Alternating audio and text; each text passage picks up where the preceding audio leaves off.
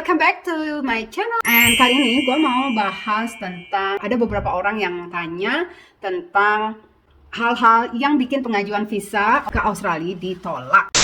Australia merupakan negara tujuan wisata yang ramai dikunjungi oleh orang dari berbagai belahan dunia. Lantaran banyaknya turis yang datang ke negara ini, jadi proses pengajuan visanya menjadi sangat susah karena pemerintah Australia menjadi semakin selektif dalam memilih wisatawan yang ingin berkunjung ke negara Australia. Tidak heran jika pengajuan visa Australia sering ditolak. Tapi sebenarnya apa sih yang membuat pengajuan visa Australia ditolak? 1. Dana di rekening pemohon tidak cukup atau kalian taruh rekeningnya di rekening bapak kamu atau mama kamu yang tidak ikut ke Australia. Yang jelas itu bakalan ditolak. Jadi harus taruh uang itu, uang tunjuk namanya, harus taruhnya di rekening kamu yang ingin berangkat ke Australia gitu. Nah, permohonan visa harus mengikuti seluruh persyaratan keuangan agar dianggap mampu memenuhi kebutuhan dan akomodasi selama di Australia. Pemerintah Australia pastinya tidak ingin turis Australia berkekurangan dan menyusahkan, maka dari itu terdapat persyaratan khusus menghindari visa Australia ditolak.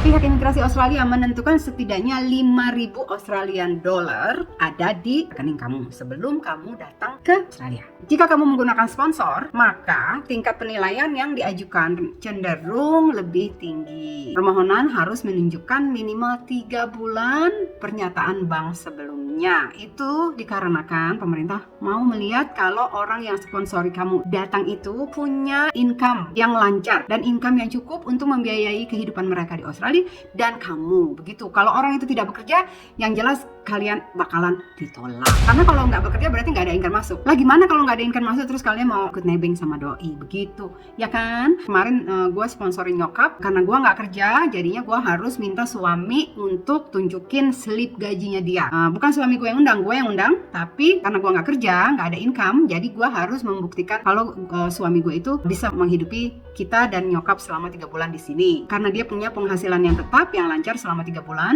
bisa diterima oleh pemerintah Australia. Kalau lihat dari rekening bank gue, nggak bakalan diterima, nggak bakalan nyokap bisa boleh datang ke Australia karena gue nggak kerja. Bagaimana gue bisa membiayai expenses living cost nyokap selama 3 bulan di sini kalau gue nggak punya income? Begitu, jadinya gue pakai income suami. Dan juga perlu dicatat bahwa kamu juga perlu menunjukkan sumber penghasilan pada bank pribadi kamu untuk memenuhi persyaratan. Begitu. Pihak imigrasi akan memastikan bahwa kamu memiliki finansial yang cukup untuk mendanai perjalanan ke Australia. Maka prosesnya akan dilakukan dengan teliti dan hati-hati.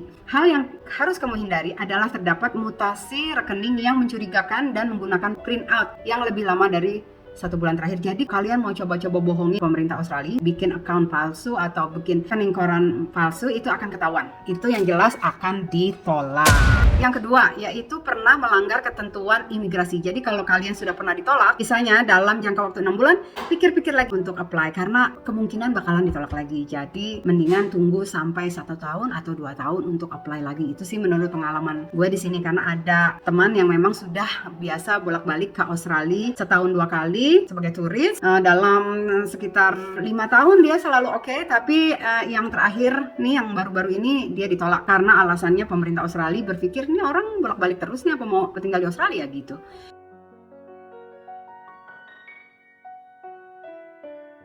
Jadi dari situ dia ditolak. Nah, jadi sekarang teman gue ini nggak akan apply dalam jangka waktu at least setahun. Dan dari situ dia mau coba lagi. Kemungkinan diterima, kemungkinan tidak. Who knows? Kalian sudah di reject dalam 3 bulan, terus kalian apply lagi, kemungkinan bakal di reject lagi. Begitu. Nah, yang ketiga adalah dokumen palsu. Terkadang banyak sekali wisatawan yang melakukan beberapa hal yang tidak jujur untuk proses visa yang sudah diterima. Padahal pihak imigrasi memiliki prosedur pengecekan dokumen yang ketat dan teliti. Perubahan dikit yang tidak natural akan langsung ditolak. Penipuan ini sama saja seperti memasukkan dokumen dari keterangan kerja, surat referensi, bank, pemesanan hotel, atau bukti keuangan, hingga pengubahan pajak penghasilan. Kalau kalian berusaha untuk memasukkan itu, pemerintah Australia akan tahu dan visa kalian akan langsung ditolak. Mereka akan menggunakan sarana dan fasilitas untuk memverifikasi dokumen kamu serinci mungkin. Jadi jangan bingung kalau pengajuan visa ke Australia ditolak jika kamu menggunakan dokumen-dokumen palsu. Yang keempat, dicurigai sebagai calon pekerja ilegal. Salah satu alasan visa Australia kamu ditolak adalah karena kamu memiliki kesenjangan pengangguran.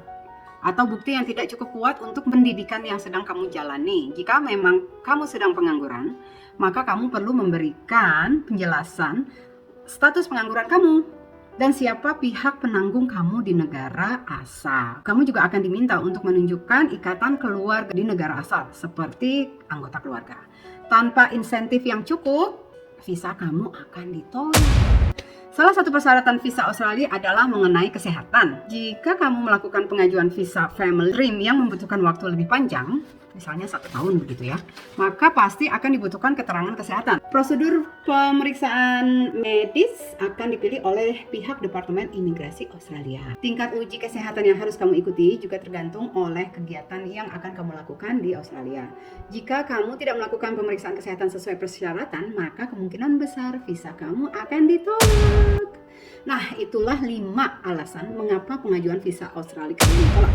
Jika sudah memahami alasan-alasan tadi yang gue sebutin tadi itu, maka pengajuan visa kamu akan menjadi lebih mudah. Untuk itu, mendingan pastikan kamu mengerti 5 hal yang tadi gue sebutin dan untuk menghindarinya. Selamat apply. Bye-bye.